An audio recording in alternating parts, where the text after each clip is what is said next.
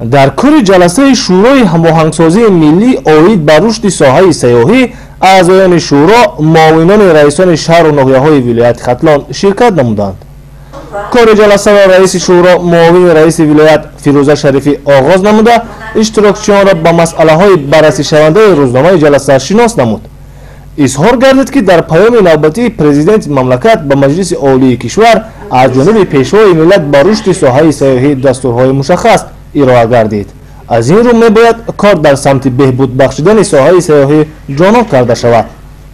ҳамзамон зимни баромадҳо дар ҷаласа гуфта шуд ки айни замон дар ҳудуди вилояти Хатлон 933 ёдгориҳои тарихию фарҳангӣ мавҷуд аст ки аз ин шумора 721 ададашро ёдгориҳои бостонӣ, 125 ададашро ёдгориҳои меъморӣ ва 87 адади дигарашро ёдгориҳои монументалӣ ташкил медиҳад. зимнан ироа шуд ки ёдгориҳои тарихию фарҳангии вилоят аз қабили қалъаи ҳулбуки ноҳияи Восе, дайри будоии Аҷнатепаи ноҳияи Вахш, мадрасаи Хоҷа Машҳади ноҳияи шаҳри Туз, шаҳраки Тахти Сангини ноҳияи Қубудиён ва мамнӯъгоҳи бешаи парангони ноҳияи Дӯстӣ ба феҳристи мероси умумиҷаҳонии ЮНЕСКО дохил гардидааст ки ҳамарӯза сайёҳон аз ин мавзеъҳо боздид менамоянд.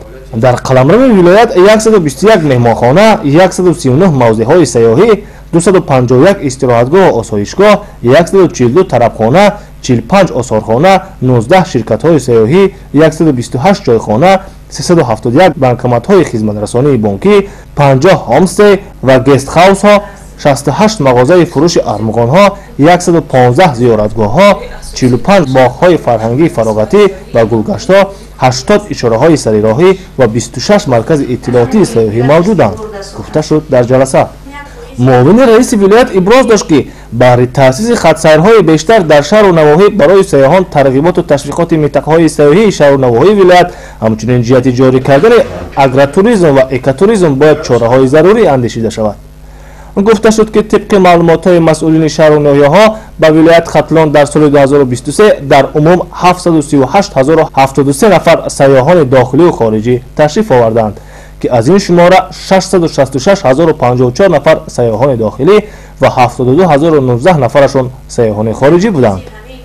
дар шуро ҳамчунин зикр шуд ки барои ноил шудан ба рушди соҳаи сайёҳӣ, омода намудани мутахассисони баландихтисос, баландбардоштани сатҳи хизматрасонӣ, фаъол намудани сомонаҳои интернетӣ, ташкили хатсайрҳои нав дар шаҳру навоҳӣ иқдоми зарурист. дигар масъалаҳои кории шуро мавриди таҳлилу баррасии амиқ қарор дода шуд. ҳамзамон дар толони мазкур ҷаласаи комиссияи татбиқи қонуни ҷумҳурии Тоҷикистон дар бораи забони давлатии ҷумҳурии Тоҷикистон дар мақомоти иҷроияи ҳокимияти давлатии вилояти Хатлон барои соли 2024 доир гардид. нахуст муовини раиси вилоят Фирӯза Шарифӣ кори ҷаласаро ифтитоҳ намуда, аъзоёни комиссияро ба масоили баррасишаванда шинос намуд.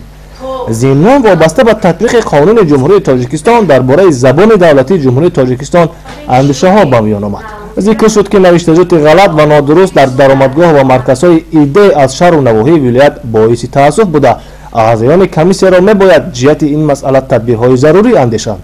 ҳамчунин иброз гардид ки дар баъзе ҳолатҳо оддитарин қоидаҳои навишт бо забони тоҷикӣ вайрон гардида, мушоҳида мешавад ки ин омил дар натиҷаи беаҳамиятист. ҷаҳонӣ гардидани забони тоҷикӣ боиси ифтихору шарафмандии мо буда, баъри поянда нигоҳ доштани он бояд бетараф набошем, гуфта шуд дар ҷаласа. вобаста ба дигар мушкилоти ҷой дошта дар ин самт андешаҳо ба миён оварда шуда, масъалаҳои ҳалталаб мавриди таҳлил қарор ёфтанд. ҳамчунин дар ин толор бо иштироки муовини раиси вилоят ҷаласаи комиссияи оид ба ҳуқуқи кӯдаки назди мақомоти иҷроияи ҳокимияти давлатии вилояти Хатлон баргузор гардид. дар ҷаласаи мазкур зимни баромадҳо гуфта шуд ки мутаассифона дар соли гузашта шумораи ҷинояткорӣ аз ҳисоби ноболиғон зиёд ба қайд гирифта шудааст.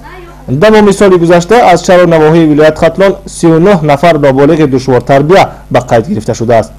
ҳамзамон дар ҷаласа иброз шуд ки дар натиҷаи сарзадани садамаҳои нақлиётӣ 37 нафар ноболиғ ба ҳалокат расида, 27 нафари дигар ҷароҳат бардоштаанд.